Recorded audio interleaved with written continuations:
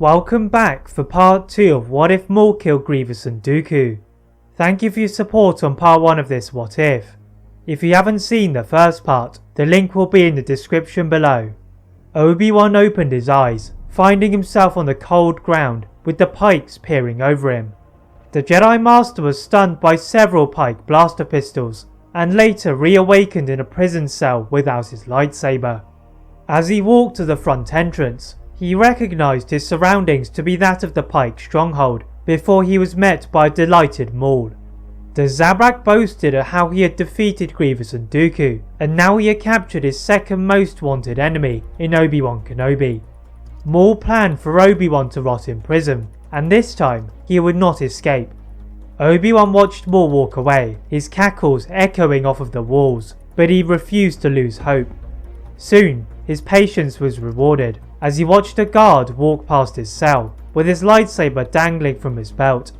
Obi-Wan used the Force to summon his hilt and made sure the guard turned the corner before igniting his blade and slashing the controls to open the cell door.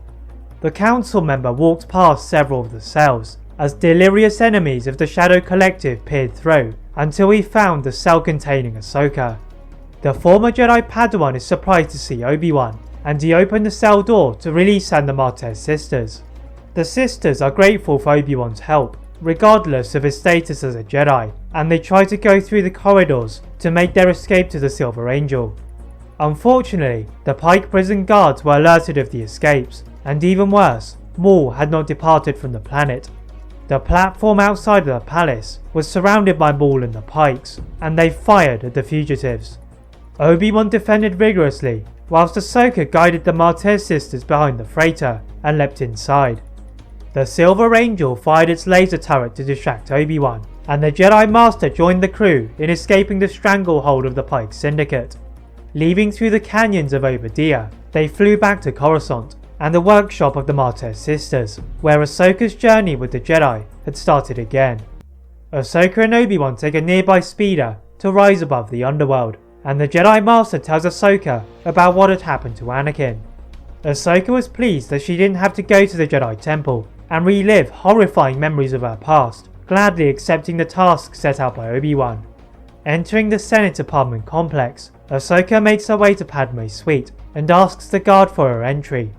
The guards allowed her access after asking Padme, and she is pleased to see Ahsoka. They both look to a conflicted Anakin, aimlessly looking at a holopad, and Ahsoka could sense fear.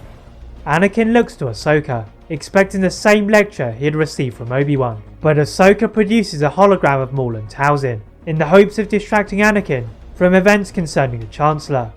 The Jedi Knight had been frustrated at his new mission on spying on his friend Palpatine, as he had also enjoyed the adventure of the battlefield, and Ahsoka had given him an opportunity to fight again, even if it meant being away from Padme.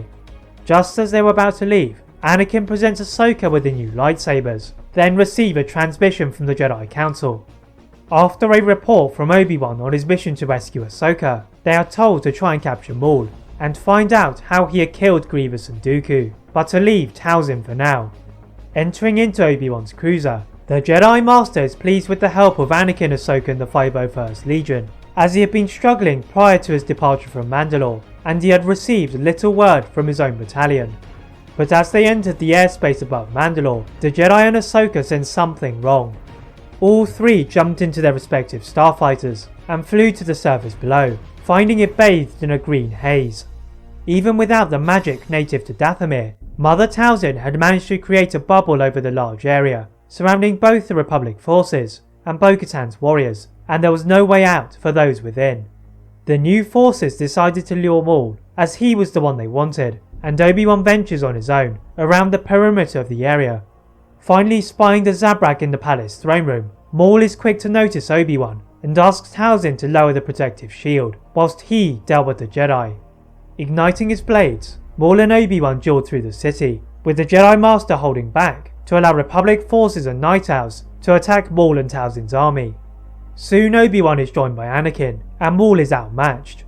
The power of the two Jedi and their seamless combinations divide Maul's lightsaber into two, before he was eventually fully disarmed. Obi-Wan placed his lightsaber to the neck of Maul, who merely laughed, as if he were killed, both he and the Jedi would lose, and the reign of Darth Sidious would begin. That is it for part 2 of What If Maul Killed Grievous and Dooku. If you'd like to see a part 3, please like this video, turn on that notification bell, subscribe to this channel, and my other channel What If Films for more what ifs. And as always, leave a comment on what if you'd like to see next, and how I can improve my videos. Thank you very much for watching, and see you next time.